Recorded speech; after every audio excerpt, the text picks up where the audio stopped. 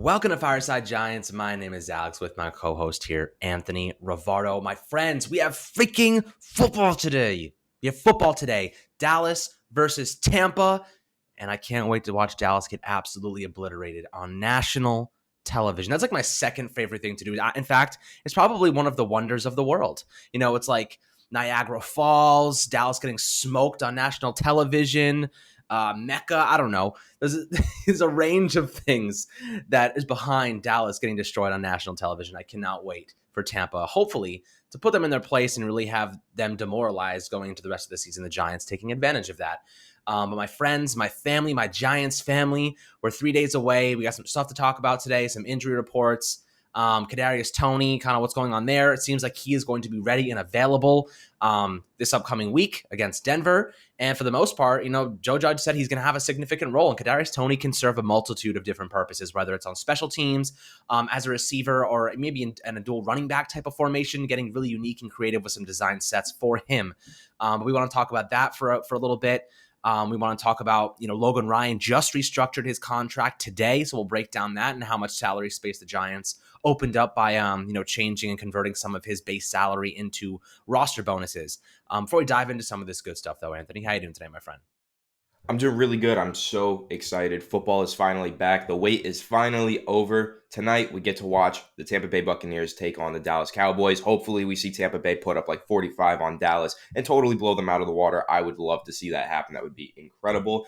I'm definitely rooting hard for Tampa today, but I'm also rooting hard for the Giants on Sunday. Let's go, Giants family. We're so close, 3 days away. I know we're all hyped. I know we're all getting really excited. We're all keeping a close eye on the injury report, keeping a close eye. What's going on with Evan Engram? What's going on with Saquon Barkley? What's going on with Kadarius Toney? How much is he going to play on Sunday? I know we're all super excited to watch him play. So I don't know, man. My level of excitement is through the roof right now. So let's get into it, Alex. I'm ready to break it down. Absolutely. And as for Evan Ingram, he was on the side stretching, doing some basic stuff with trainers today. I think Sunday's out of the picture for him. I think he's targeting next Me Thursday too. against Washington. That's probably his best likelihood of getting on the field, working through this calf injury. It's going to be the Kyle Rudolph show, who seems to be in form. He is healthy. He is practicing. And for the most part, I think he's going to be 100% ready to go. And he's ready to take on a bigger workload with the absence of Evan Ingram. Caden Smith also showed up on the injury report. Something minor, he returned to practice in limited fashion yesterday. I think he's practicing today as well. So he's on pace to also start on Sunday against the Denver Broncos. But I think, we talked about this briefly yesterday. I honestly think that this might be for the best that Evan Ingram misses this game. The Denver Broncos have a fantastic pass rush.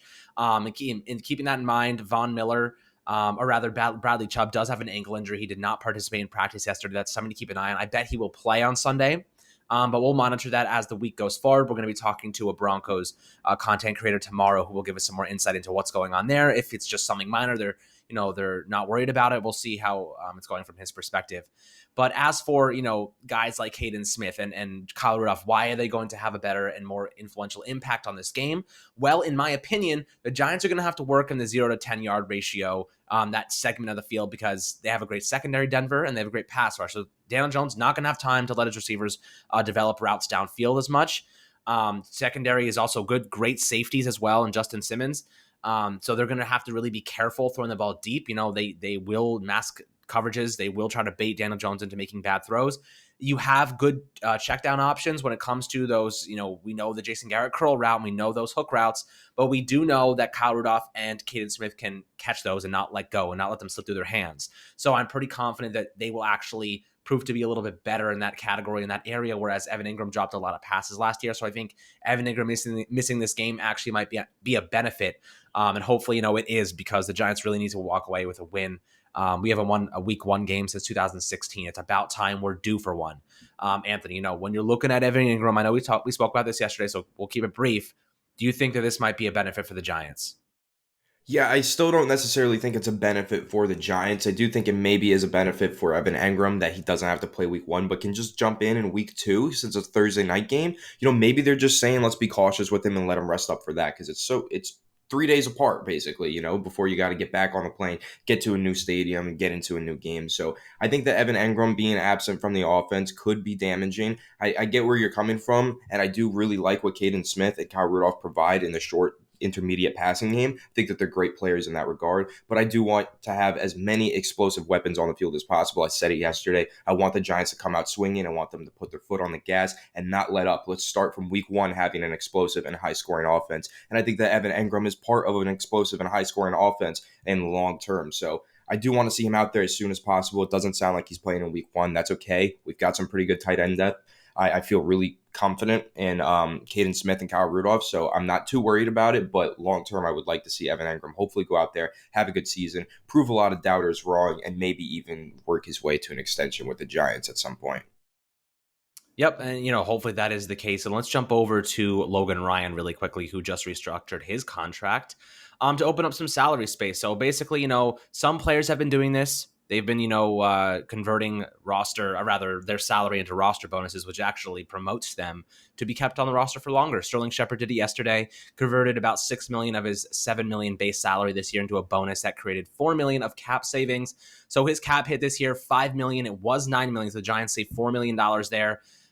Is cap hit 2022 and 2023 now becomes 12.5 million and 13.5 million. So the Giants moving some money around to clear some cap space. Some people might say Giants in a rookie quarterback window, you don't exactly want to be over the cap this much, but they spent an exorbitant amount of money this year on, retaining Leonard Williams, Kenny Golladay.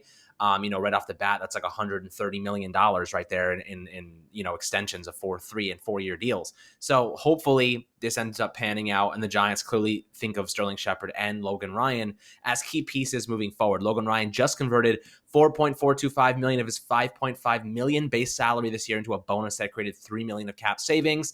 His 2021 cap hit will be $4.1 million instead of $7 million. So the Giants save about $3 million there. Luckily, that third season for Logan Ryan is voidable. So if he, his play drop off is significant or whatever might happen, maybe they want to clear stuff. They can really cut him in that third year without losing too much. They might have a little bit of dead money now, moving it to roster bonuses, but for the most part, they needed to get over the cap. They needed to clear some room just in case they have to add a player this year or whatnot. Of course, if you trade Sterling Shepard, that entire contract goes with them, right? You don't have to deal with that. So I wouldn't say this stops them from being traded, but I will say it makes it less likely that they're traded because they move a lot of money from this season to the future years. So teams might not be willing to give up more money or more draft capital or whatever it might be for those players. So, Anthony, when you're looking at guys like Logan Ryan, who are now taking one for the team essentially this year, they're still going to get their money. It really is a good thing for them as well. It's all guaranteed now. There's no like, oh, you might not get this money if you don't play. This money is guaranteed for them if they stay on the roster. Do you think this is something that the Giants need to do, because that offensive line position might need some supplements later on in the year? They might need to trade for somebody. How important do you think this is in creating cap space right now? Yeah, so I think what Dave Gettleman's idea here is, he said this last year, he likes to go into the season with some insurance money. Of course, last year, that insurance money came into play big time when they actually signed Logan Ryan, right? So they went into that season with a little bit of extra pocket change just in case a key player gets injured. Xavier McKinney got injured, so they went out, they signed Logan Ryan, and now look at Logan Ryan, long-term piece for the Giants. He's going to be here for a few more years, guaranteed after this contract restructure. So I'm very happy about that. I love Logan Ryan. I'm pretty sure he's going to retire a Giant after this contract restructure goes through. So I'm excited about that. I'm excited about Sterling Shepard being here long term as well. I think those two guys are veteran leaders, key pieces that we need to keep around. But the number one thing that I'll say, the Giants are really tight on cap space for the next 3 years. They are like kind of screwed with the contracts like they gave out to Leonard Williams, to Kenny Golladay, now this Logan Ryan deal. Like, they're just saying screw the cap space in the future. And I'll tell you exactly why they're doing that. A, it's because they feel really strongly about their young nucleus of players that they have on the roster. B, it's because they have a lot of draft capital in 2022. That is huge for them. The Giants aren't going to be able to build through free agency anymore. They're not going to be able to go out in free agency next season and sign a left tackle or sign a right tackle or sign, a big piece in the secondary. They can't do that anymore. They don't have the money for the next few years to go out there and make big splash signings. So what they're going to have to do is draft really well. They're going to have to be really smart in the way that they draft and get good value from their picks. So if we're talking about long-term future, the Giants now have made it even more difficult on themselves in the future with their cap space. So that means there's an even greater emphasis on attaining and properly using draft capital. Absolutely. And talking of, saving money or making money, make sure to take advantage of your sports book, my friends. You need to download BetQL right now, the only app you need to make smart bets. Their best bet computer model scans over 350,000 unique bets per year to give you a best bet recommendation for every game across all major sports and gives you the reasoning behind why you should place the bet. Their model covers everything from spreads, over and unders, and player prop bets. Don't want to use the model and prefer to do the research yourself? BetQL has all the necessary tools for your research needs. I promise this thing kicks ass, man. Yesterday, did another parlay, another 2 bets on the Yankees losing because they suck now, and the Detroit Tigers beating the Pirates. Won both of those and won the parlay. That's 5 wins in a row using their model. I'm using it, guys. Like I'm not just selling this to you. I'm actually using it every day. I've won 5 in a row. I'm up $300 this week, and I can tell you, really, really great success. I'm not just trying to give you the BS. I'm doing it too. And I can vouch for it. The 5-star grades they give are phenomenal. And for the most part, I think I've lost 2 bets out of the 20 I've placed. So doing exceptionally well. I'll tell you my bets every single day. If you want, you can follow along and make some money with me. If you want to do that, go try and head over to try.betql.co/fireside. You can find the link in the description. You can also sign up using the Fireside code. And at payment, you'll get 25% off any subscription offerings. And if you go and sign up to BetMGM, that offer, you'll get a free year of BetQL. So this service that really gives you all the information you need to make great bets and actually beat your sports book, you can do it, and you can do it for a year for free just by signing up for BetMGM. Really simple here, guys. I think you guys are going to absolutely love it. And if you want to follow along with my bets, so I've been killing it lately, more than welcome. I'll let you know. Let me know if you want me to drop them in the stream, and I will. But much love to all you guys for supporting the channel as always. And there's one crazy stat that I want to give you guys. It's regarding Kenny Golladay, and I think you're really gonna love this. Okay, really gonna love this. I haven't even told Anthony this stat yet. So in 2019, Kenny Golladay scored 11 touchdowns. Anthony, can you please give me an estimated guess of how many touchdowns the Giants wide receiver core had last year? Last year, probably like 10, 11. 11. So the Giants' entire wide receiver core last season had the Sheesh. exact same amount as Kenny Golladay himself had in 2019, his Pro Bowl season. Tell me how big of an addition this is without telling me how big of an addition this is by using one simple stat, and that is it. 11 touchdowns. 11 touchdowns in one season. That is what our entire wide receiver core had last year. Kenny Golladay, we haven't even seen during preseason. We haven't seen him during joint practices. He is going to bring another element to this team. Same thing with Kadarius Toney, right? Who I want to see returning punts, and who Thomas McGoffey said today he looks really good and wiry and strong returning punts. They really, really want him to be in that role. And they want someone to be consistent there. So Kenny Golladay, a huge 6'4" red zone threat. He's also a huge downfield vertical threat. If the Giants offensive line can hold up and allow Daniel Jones to take some targets downfield at Kenny Golladay specifically, we're going to see a lot of action. We're going to see a lot more success with this wide receiver unit. If he can even put up 6 to 7 touchdowns this year, that's over half of what we had last season, right? So I think for the most part, we're going to get a lot of production out of it. Daniel Jones is going to be the one that benefits the most. And the Giants spent this money, which is why they're kind of over the cap right now. They cleared the $4 million today with Logan Ryan's contract. So I think that will open up a little bit of flexibility moving forward, Anthony. But when you hear that statistics, like, how does that make you feel? Because it really gives you an idea of how terrible our wide receiver unit was last year.